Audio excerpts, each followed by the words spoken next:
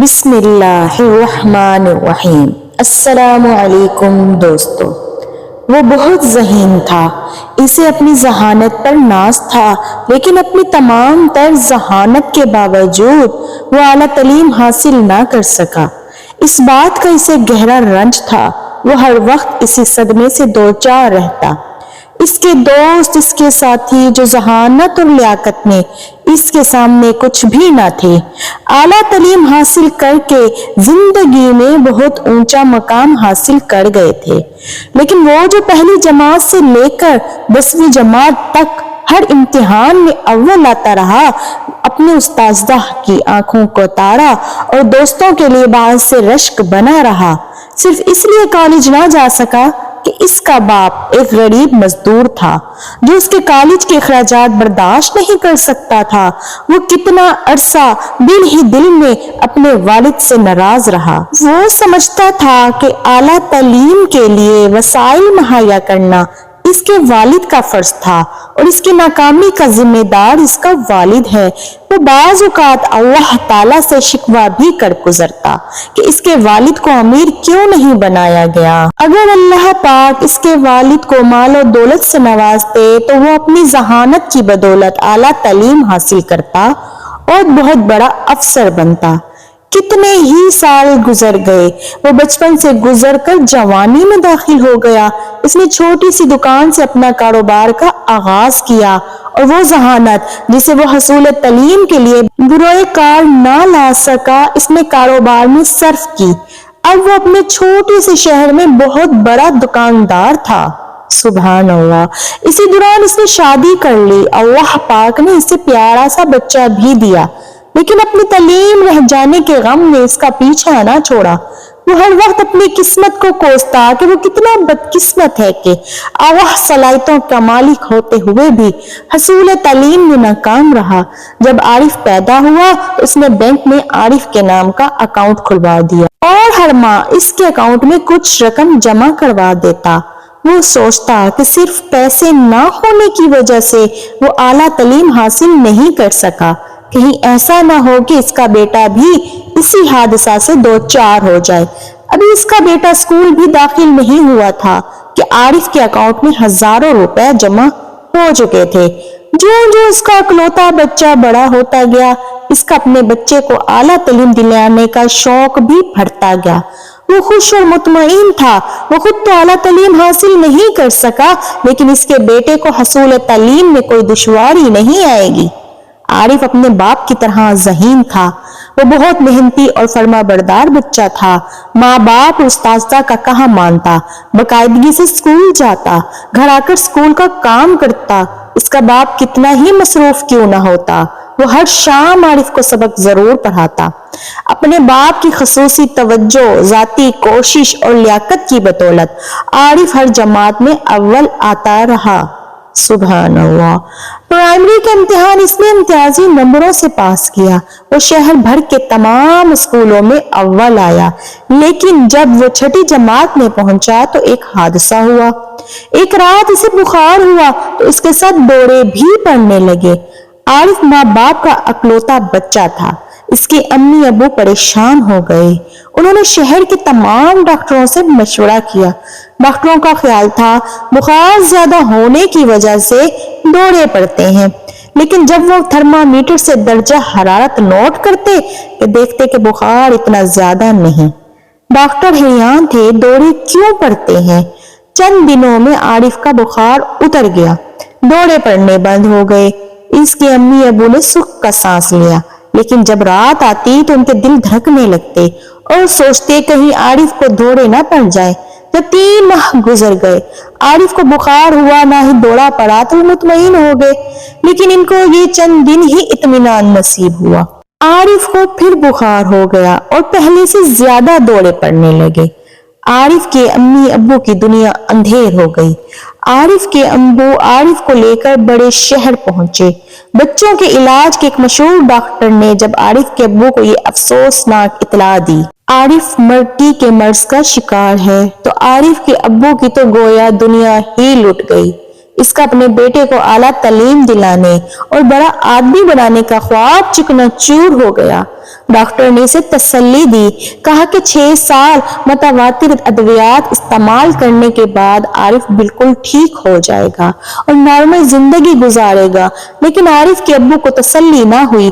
وہ سوچتا جو مرض 6 سال متواتر ادویات کے زیر اثر رہے گا، اس کا ذہنی اور جسمانی صلاحیتیں ضرور متاثر ہوں گی، یقیناً تعلیم کے میدان میں اپنے ساتھیوں سے پیچھے رہ جائے گا، اور کون جانے 6 سال کے بعد عارف ٹھیک بھی ہوگا یا نہیں۔ عارف کے ابو ڈاکٹر کی بتائی ہوئی ادویات تو لے آئے، لیکن وہ ادویات استعمال کرانے سے گریز کرتے رہے۔ عارف کا بخار اتر گیا تھا، اس کے دورے رک گئے تھے۔ عارف کے ابو دن بھر دکان میں مصروف رہتے، لیکن ان کا جی کام کاج میں نہ لگتا، ان کا دھیان عارف ہی کی طرف رہتا۔ وہ سوچتے اس کی کل کائنات عارف ہی ہے، جب اسے اعلیٰ تعلیم ہی حاصل نہیں کرنی تو کیا فائدہ کاروبار کا اور کیا فائدہ ایسی دولت کا۔ عارف کے ابو کا کاروبار سے جی اچاٹ ہو گیا۔ وہ دکان سے نانگے کرنے لگے، کمرے میں لیٹے چھت کو گھورتے رہتے اور سوچتے کہ ان کا بیٹا بھی اچھی تعلیم سے محروم رہے گا۔ ان کی تعلیم کے راستے میں غربت حائل تھی اور بیٹے کی تعلیم کے راستے میں بیماری۔ اب ایک دوست کے مشورے پر عارف کے ابو اسے بچوں کے امراض کے ایک ماہر کے پاس لاہور لے گئے۔ انہوں نے صرف اس بات پر اکتفا نہ کیا بلکہ دماغی امراض کے ایک ماہر ڈاکٹر سے بھی مشورہ کیا۔ دنیا بھر کے مانے ہوئے دونوں ماہر ڈاکٹروں نے عارف کے خون، پیشاب اور ریڑھ کی ہڈی کے پانی کا ٹیسٹ کروایا۔ تیسرے دن ٹیسٹ کا نتیجہ آیا کہ عارف بالکل تندرست ہے۔ سبحان اللہ، اسے مرگی یا کوئی دماغی عارضہ نہیں ہے۔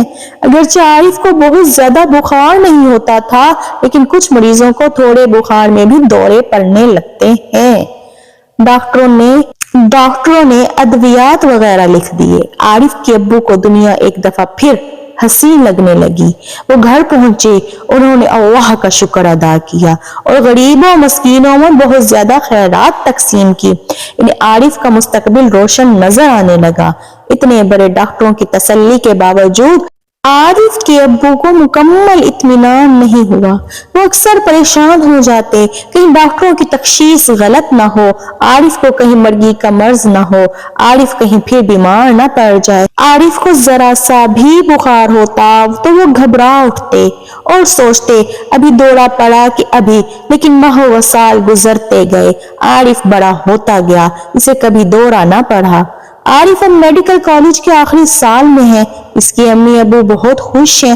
عارف کے ابو اب خود اعلیٰ تعلیم حاصل نہ کرنے کا شکوہ چھوڑ چکے ہیں۔ وہ جان گئے ہیں ان کی ذہانت ان کی ذاتی خوبی نہ تھی، بلکہ یہ سب اللہ کی عطا کی ہوئی تھی، اور اگر اللہ چاہتے تو ان کے ابو کو بہت سا مال و دولت دے دیتے، ان کی ذہنی صلاحیتیں ختم کر دیتے۔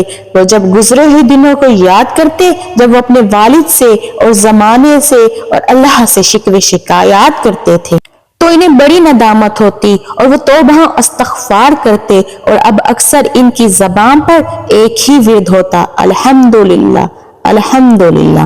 سب تعریفیں اللہ ہی کے لیے ہیں، سب تعریفیں اللہ ہی کے لیے ہیں۔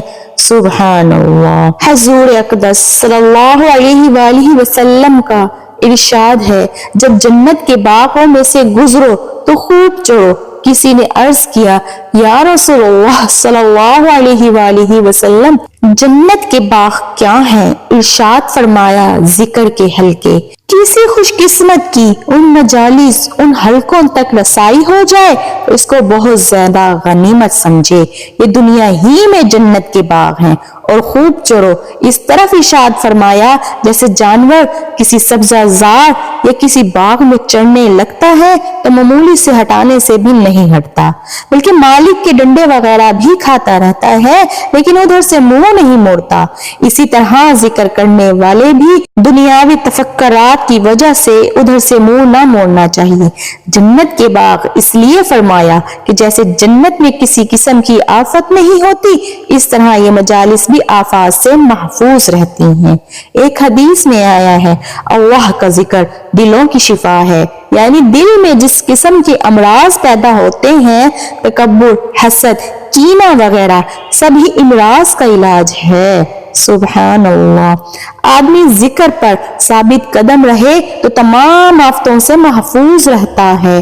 ایک حدیث میں ہے، حضور صلی اللہ علیہ وآلہ وسلم نے ارشاد فرمایا، میں تمہیں ذکر اللہ کی کثرت کا حکم کرتا ہوں۔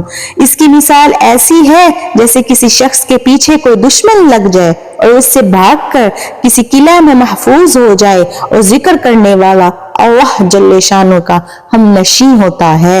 اس سے بڑھ کر اور کیا فائدہ ہوگا کہ وہ مالک الملک کا ہم نشیں ہو جائے۔ اس کے علاوہ اس سے شرح صدر ہو جاتا ہے، دل منور ہو جاتا ہے، اس کے دل کی سختی دور ہوتی ہے۔ اس کے علاوہ اور بھی بہت سے ظاہری اور باطنی منافع حاصل ہوتے ہیں جن کو بعض علماء نے 100 تک شمار کیا ہے۔ حضرت ابو امامہ رضی اللہ تعالی عنہ کی خدمت میں ایک شخص حاضر ہوئے اور عرض کیا، میں نے خواب میں دیکھا جب بھی آپ رضی اللہ تعالی عنہ اندر جاتے ہیں یا باہر آتے ہیں یا کھڑے ہوتے ہیں یا بیٹھتے ہیں تو فرشتے آپ رضی اللہ تعالی عنہ کے لیے دعا کرتے ہیں۔ ابو امامہ رضی اللہ تعالی عنہ نے فرمایا، اگر تمہارا دل چاہے تو تمہارے لیے بھی فرشتے دعا کر سکتے ہیں۔ پھر یہ آیت پڑھی، یا ایھا الذین آمنوا اذکروا اللہ ذکرا کثیرا سے رحیمن تک۔ گویا اس طرف اشارہ ہے حق تعالی شانہ کی رحمت اور ملائکہ کی دعا تمہارے ذکر پر ہے۔ جتنا تم ذکر کرو گے اتنا ہی تمہیں ذکر سے فائدہ حاصل ہوگا۔ سبحان اللہ۔ دوستو، ہر وقت اٹھتے بیٹھتے اللہ کا ذکر کیا کریں۔ اگر آپ کو یہ ویڈیو اچھی لگی ہو تو چینل کو سبسکرائب کر کے کمنٹ میں ضرور بتائیے گا۔ جزاک اللہ۔